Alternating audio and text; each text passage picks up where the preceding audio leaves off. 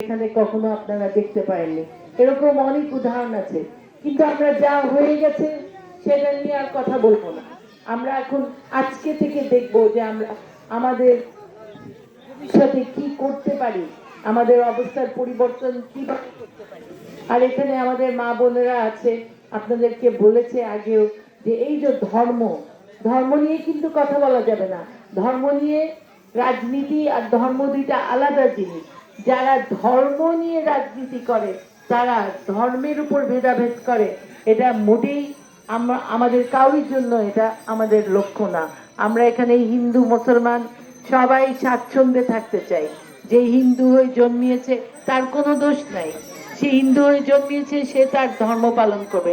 আমরা মুসলমান হয়ে জন্মিয়েছি, আমরা আমাদের ধর্ম পালন করব।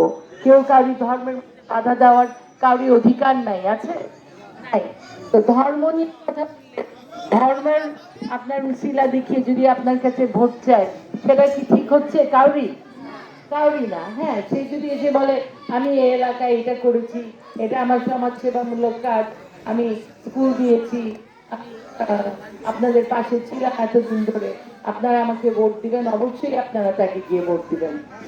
আমি আপনাদের সঙ্গে, এখানে আমার অনেক লোক আছে উলিপুরে, কিন্তু আমার তো সবার সঙ্গে পরিচয় নাই। আমি আসি সবসময় উলিপুরে, কিন্তু আপনাদের সঙ্গে দেখা হয় না। এই পরিচিতি পর্বে আমি এসেছি। আমি আপনাদের কাছে বলতে চাই যে বিশেষ করে আমার মা বোনেরা, আপনারা সবাই শিক্ষিত নাও হতে পারেন, কিন্তু আপনারা সবাই বুদ্ধিমতী। আপনাদের ভালো এবং মন্দর মধ্যে আপনারা তফাৎ করতে পারেন, তাই না? আপনাদের বাচ্চাদের আপনারা শিখান কি ভালো কি খারাপ, কোন খাওয়াটা ভালো কোনটা ভালো না। এই বিচক্ষণতা আমাদের সব মায়ের এবং বোনের আছে। ঠিক সেইভাবেই আপনারা একটা প্রার্থী যখন দেখবেন, যাকে ভোট দিবেন, কে আপনার এলাকার ভালো করতে পারে, কার ভালো বা সমাজ সেবা করার উদাহরণ আছে উলিপুরে, তাকে আপনারা বাছাই করতে পারবেন না? কি বলেন? এটা তো কোনো ধর্মেরও ব্যাপার না, কিন্তু যা বলে গেলেন, এই ধানের শীষে এইবার যে আপনাদের প্রার্থী আছে, সেটা আমি বলবো আমার স্বামী তাজুরুল ইসলাম একটা যোগ্য প্রার্থী। কেন যোগ্য? কেন যে উলিপুর হলো তার জন্মস্থান, এবং সে আপনাদেরকে ভালোবাসে।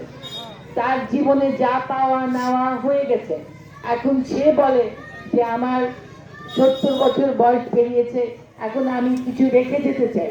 তার মানে কি? আমি রেখে যেতে চাই মানে আমি মরে গেলে আমাকে যাতে লোকরা আমার কর্মে মনে রাখে। আমি তেমন কিছু ডাক্তার হিসাবে রেখে যাইনি, কিন্তু আমার স্বামী তাজুল ইসলাম এবং তার পরিবার, এই যে ফাউন্ডেশন আছে, বিশেষ করে এই ফাউন্ডেশনটা, এটা তজুল সাহেব, আমি বলবো তারই বেশিরভাগ তার এটার মধ্যে অবদান আছে।